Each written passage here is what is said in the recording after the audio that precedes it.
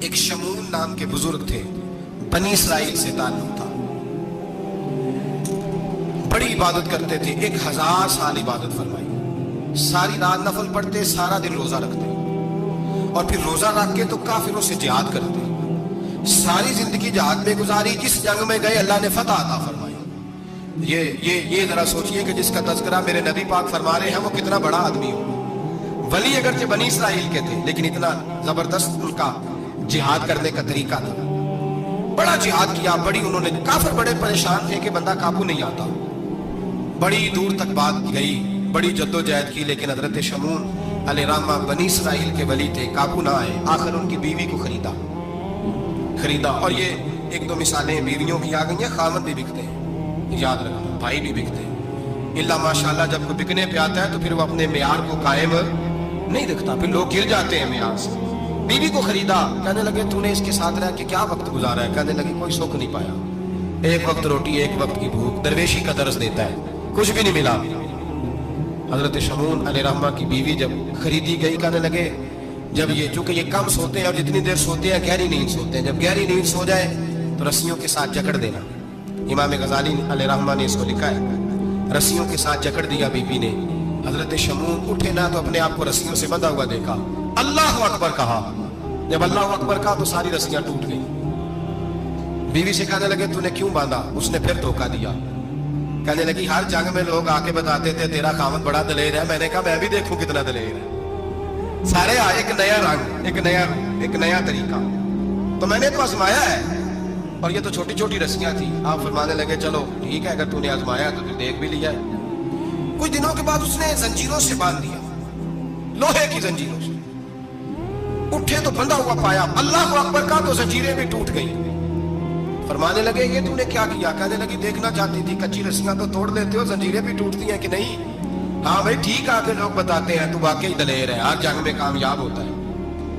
اب قریب بیٹھنے لگی، کھانا اپنے ہاتھوں سے کھلانے لگی، فریب کرنے لگی، دھوکہ دینے لگی، کہنے لگی بتاؤ تو صحیح طاقت کا راز کیا ہے؟ مومن نرم دل ہوتا ہے، ایک دفعہ کوئی مسکرا کے پاس آتا ہے تو سمجھتا ہے کہ شاید یہ میرا خیر خواہ ہے، اس لیے مومن دھوکے کھاتے ہیں، دھوکے دیتے نہیں۔ جب اس نے محبت کے لب و لہجے میں بات کی تو جناب شمون کہنے لگے اور تو میں کسی چیز سے قابو نہیں آ سکتا، بال ان کے لمبے لمبے تھے، بیٹھتے تھے تو نیچے بال آتے تھے، ہماری شریعت میں جائز نہیں۔ نبی پاک صلی اللہ علیہ وسلم نے زلفے کانوں تک کی اجازت دی ہے، کندھوں تک کی اجازت ہے، کندھوں سے نیچے بال آئے تو حرام لکھا ہے حلال، کندھوں سے نیچے جائز نہیں۔ ان کے بال بڑے لمبے تھے، بیٹھتے تھے تو نیچے دب جاتے۔ حضرت شمون کہنے لگے مجھے دنیا کی تو کوئی طاقت نہیں باندھ سکتی، ہاں میرے بالوں سے مجھے باندھ دیا جائے تو پھر نہیں میں اٹھ سکتا۔ بس اس کے ہاتھ بات آ گئی، اس نے کھانا بھی کھلایا، اس نے بستر بھی بچھا کے دیا، پیر بھی دبایا، جب سو گئے تو اس نے ان کے بالوں سے انہیں باندھ دیا، اور کافروں کو جا کے بتایا کہ آج نہیں کھول سکے گا۔ جب اٹھے تو بندھا ہوا دیکھا، بیوی کی طرف دیکھا، کہا تجھے خیال نہیں آیا کھول دے؟ کہنے لگی ساری زندگی غربت دی تو نے، یہ دیکھ مجھے ہیرے ملے ہیں، کنگن ملے، یہ دیکھ میرے کانوں میں ہیرا، سونا، چاندی، ہر چیز، چل جا، تیرا کیا کرنا ہے؟ ساری رات عبادتیں، سارا دن تم ذکر فکر اور جہاد میں گزار دیتا۔ دھوکہ دیا۔ ان کافروں نے آ کے ستون کے ساتھ چارپائی اٹھائی اور ستون کے ساتھ کھڑی کی، پھر رسیوں اور زنجیروں سے باندھا، اللہ کے ولی کا سب سے پہلے ناک کاٹا، پھر تلوار کے ساتھ کان کاٹے، پھر آنکھیں نکالی۔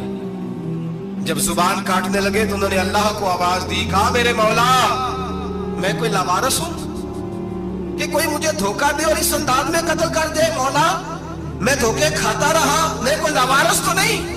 جب یہ دعا فرمائی تو پھر بجلی چمکی، پھر اللہ کا قہر برسا۔ امام غزالی فرماتے ہیں وہ کافر جو آئے تھے وہ جلے، اس طرح جلے کہ ان کی ہوا بھی اڑ گئی۔ اب وہ بی بی دوڑی آئی اور پیروں میں بیٹھی، کہنے لگی بخش دو۔ آپ فرمانے لگے ساری زندگی میں تیرے دھوکے کھاتا رہا، اب اللہ کی لاٹھی چلنے لگی ہے، اس کی آواز نہیں ہوتی، اب تو خدا کے حوالے ہے۔ پیروں سے آگ چلی، کہنے لگے وہ دیکھنا سونے سے کہہ تجھے بچائے، وہ جو تیرے ہاتھوں میں ہیرے کے کنگن ہیں انہیں کہہ تیری حفاظت کرے، اب وہ جو تیرے کانوں کے اندر سونے چاندی کی بالیاں اور کانٹے ہیں اور جھومر ہیں اس کو کہہ تجھے نجات دلائے۔ جلتی رہی، تڑپتی رہی، چیختی چلاتی رہی، اور اس طرح چیخی کہ وہ خاک بنی، ہوا میں اڑی۔ اللہ نے اپنے ولی کی آنکھیں بھی دوبارہ عطا فرما دی، कान भी दोबारा अता फरमा दिए। अल्लाह तबारक व तआला ने पहले से ज्यादा ताकत दी।